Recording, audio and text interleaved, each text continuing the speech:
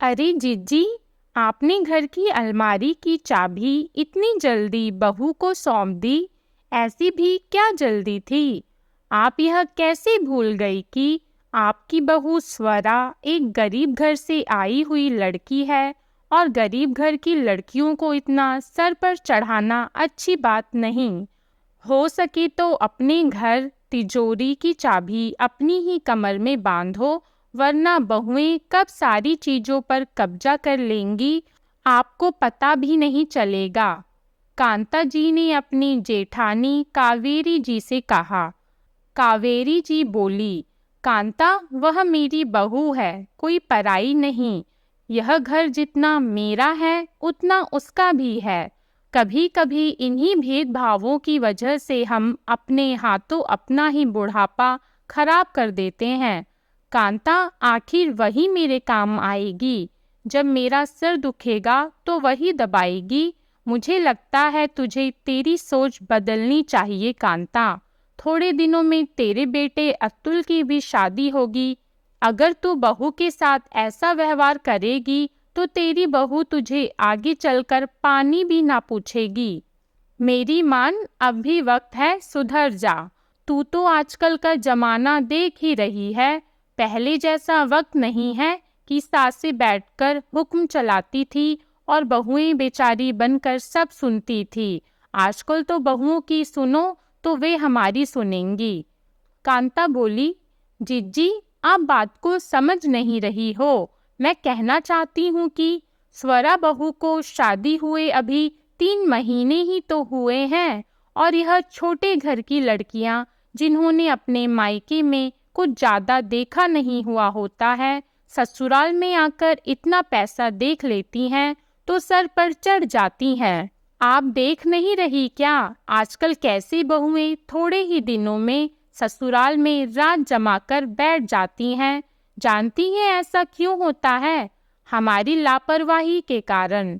हम ही तो पहले इनको अपना बेटा देते हैं, फिर घर, अलमारी, तिजोरी की चाबी। फिर थोड़ी बहुएं हमको पूछने वाली हैं। इनको जो चाहिए होता है वह सब तो हम उन्हें दे चुके होते हैं। फिर हम बूढ़ों की कदर क्यों करेंगी? यह आज की जवान बहुएं हैं। जीजी, आप भी अपनी थाक जमा कर रखिए, वरना मेरे बुढ़ापे से पहले कहीं आपका बुढ़ापा खराब ना हो जाए। जीजी, बुरा मत मानना, मगर रिश्ते हमेशा बराबरी वालों से बनाने चाहिए। मैं तो मेरे बेटे अतुल के लिए ऐसी गरीब परिवार की बहू लाऊंगी ही नहीं कि मुझे उसे अलमारी की चाबी देने से पहले सोचना पड़े। कावेरी जी के दिमाग में कांता की यह बात घर कर गई। कांता तो सब बोलकर चली गई, मगर कावेरी जी के कानों में कांता के एक एक शब्द गूंज रहे थे, और उन्होंने दूसरे ही दिन किसी बहाने से स्वरा से अलमारी की चाबी ले ली और अपने पास रख ली। कहीं ना कहीं वे भी जानती थी कि स्वरा बहुत गरीब परिवार से है और कावेरी जी के घर में पैसों की बिल्कुल कमी नहीं थी। एक लौता बेटा था नरेश उनका। अगर कल के दिन स्वरा ने सब पर अपना हक जमा लिया तो कावेरी जी का यह सब सोच सोचकर बुरा हाल हो गया था। कावेरी जी के पति आलोक जी को अपने बेटे नरेश के लिए स्वरा बहुत पसंद आ गई थी, इसलिए उन्होंने स्वरा के परिवार की गरीबी को अनदेखा कर अपने बेटे की शादी स्वरा से करवा दी। कावेरी जी भी इस शादी से बहुत खुश थी, क्योंकि स्वरा दिखने में बहुत सुंदर और गुणवान लड़की थी, जिसकी कामना कावेरी जी करती थी।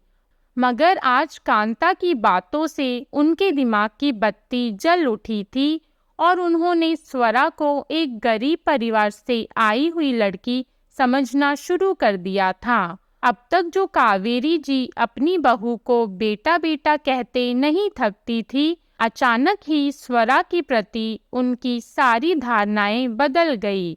वह कहते हैं ना दोस्तों, एक बार शक का बीज बो दिया जाए तो उसका कोई इलाज नहीं। कुछ ऐसा ही हुआ था कावेरी जी के साथ। कांता तो कावेरी जी के मन में शक का बीज बोकर जा चुकी थी जिसका पेड़ उगते समय नहीं लग रहा था।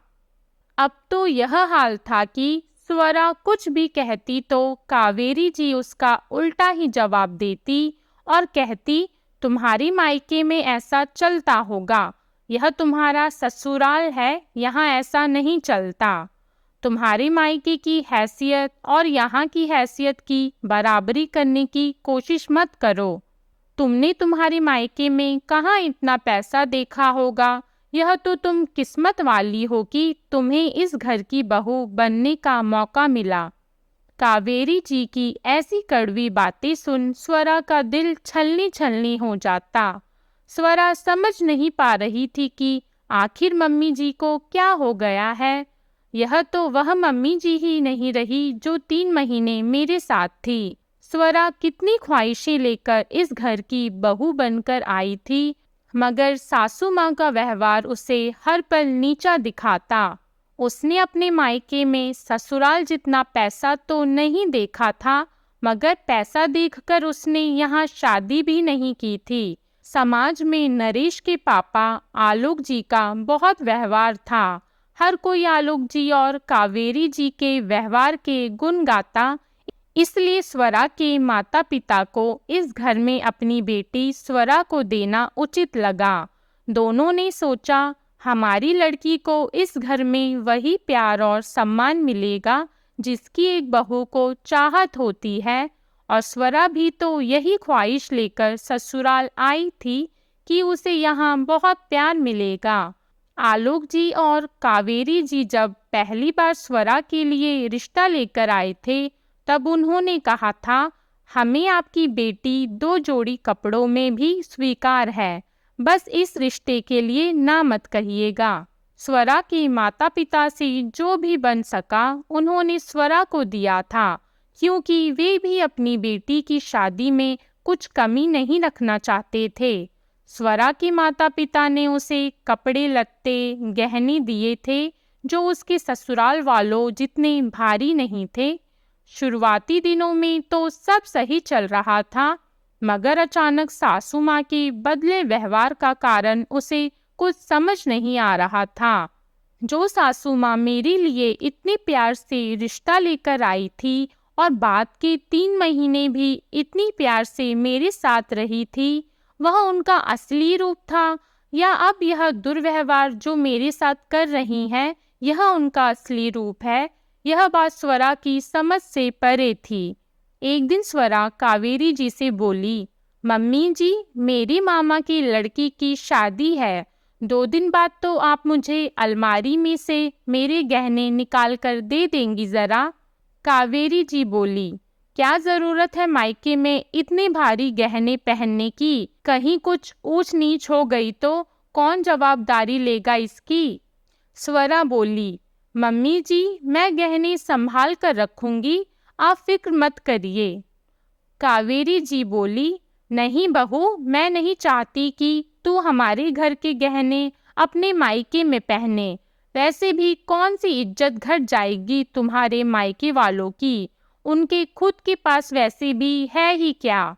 तुझे जो भी भारी गहने दिए हैं हमने दिए हैं, इसलिए तू अपने ससुराल की शादी में ही उन गहनों को पहनना, तेरे मायके के प्रोग्राम में पहनने की कोई ज़रूरत नहीं। स्वरा बोली, मम्मी जी, मेरे मायके में आप लोगों के पास जितना पैसा है उतना तो नहीं है, मगर प्यार और सम्मान बहुत है, और मैं वैसे भी उन गहनों की बात कर रही हूँ जो मेरे मायके से मुझे चढ़ाए गए हैं। हाँ, आप लोगों जितने भारी गहने नहीं दिए हैं मेरे माता पिता ने, मगर अपनी हैसियत के अनुसार उन्होंने मुझे जो कुछ भी दिया वह भी बहुत है मेरे लिए। कावेरी जी ने मुंह बिगाड़ते हुए स्वरा के मायके से आए हुए हल्के गहने उसे पकड़ा दिए। स्वरा वही गहने पहनकर अपने मामा के लड़के की शादी में पहुंची। स्वरा की माँ शीला जी बोली, बेटा, तूने तेरे ससुराल से चढ़ाए गहनों में से एक आधा गहना भी नहीं पहना, क्या बात है स्वरा। स्वरा बोली, मम्मी, वह गहने बैंक की तिजोरी में पड़े थे, इसलिए यही गहने पहनकर आ गई। स्वरा अपनी माँ को बताकर उन्हें चिंता में नहीं डालना चाहती थी। वह नहीं चाहती थी कि उसकी माँ को पता चले कि कैसे यह पैसे वाले लोग पहले तो बेटी ले जाते हैं और फिर उसको और उसके मायके वालों को गरीब होने का ताना मारते हैं। अगर इतनी ही दिक्कत है गरीब परिवारों की लड़कियों से, तो क्यों रिश्ता जोड़ते हो? क्यों अपने बेटे का रिश्ता लेकर आते हो गरीब परिवारों में और रिश्ता होने के बाद जिंदगी भर बहू और उसके मायके वालों पर गरीबी का टैग लगा देते हो ताकि एक स्वाभिमानी परिवार पल पल मरे। स्वरा की ख्वाहिश तो बस इतनी सी थी कि ससुराल में उसे खूब प्यार मिले, मगर वह भी ना पूरी हो पाई। हाँ, पति नरेश बहुत प्यार करते थे। ससुर जी भी बहू को बेटी ही समझते थे, मगर पूरे दिन रहना तो स्वरा को उसकी सास कावेरी जी के साथ था और वही हर पल ताना मारे तो कहीं न कहीं स्वरा का विश्वास भी डगमगा गया था। स्वरा यह सब सोच ही रही थी कि उसकी माँ की आवाज से उसकी तंद्रा टूटी। शादी का कार्यक्रम संपन्न होने के बाद वह वापस अपने ससुराल आ गई। थोड़े समय बाद कांता जी का वापस कावेरी जी के घर आना हुआ और जब कांता जी ने देखा कि जेठानी जी ने घर की कमान अपने हाथ में ले रखी है तो उसे बहुत खुशी हुई। कावेरी जी स्वरा को हर बात में नीचा दिखा रही थी। यह सब देखकर कांता जी की मानो कोई ख्वाहिश पूरी हो गई हो ऐसा प्रतीत हो रहा था। कांता बोली, जीजी अब आया ऊंट पहाड़ के नीचे। इन गरीब घर की लड़कियों के साथ ऐसा ही व्यवहार करना उचित है, वरना हमारा घर परिवार पैसा कब हमसे छीन लेती हैं पता ही नहीं चलता। पहले से हमारा बेटा तो हमसे छीन ही लेती हैं यह बहुएं, ऐसे में पैसा जायदाद और जेवर पर भी इनका हक हो जाए तो हमारा ऐसे घर में क्या अस्तित्व रह जाएगा। मैं तो कभी मेरी बेटी की शादी गरीब घर में नहीं करवाऊंगी, इसलिए तो कहती हूँ रिश्ते हमेशा बराबरी में ही करने चाहिए। स्वरा चाय लेकर आ रही थी और उसने कांता जी की यह बातें सुन ली। अब वह समझ चुकी थी कि मम्मी जी क्यों बदल गई हैं। कुछ रोज पहले भी तो कांता जी ही घर आई थी और उसके बाद मम्मी जी का व्यवहार उखड़ा उखड़ा रहने लगा था। स्वरा कुछ कर भी तो नहीं सकती थी क्योंकि मम्मी जी की आंखों पर पट्टी बंध चुकी थी जो बांधी थी कांता जी ने, मगर भुगतना बेचारी स्वरा को पड़ रहा था। खैर, थोड़े ही महीनों बाद कांता जी के बेटे अतुल की शादी एक बहुत बड़े खानदान में हुई। वे लोग बहुत पैसे वाले थे। उनकी इकलौती बेटी नव्या अपने साथ बहुत कुछ लेकर आई थी, जो कांता जी चाहती थी उससे भी ढेरों गुना ज्यादा। कांता जी तो खुशी के मारे फूली नहीं समा रही थी, मगर थोड़े ही दिनों बाद उनकी यह सारी खुशी मिट्टी में मिल गई।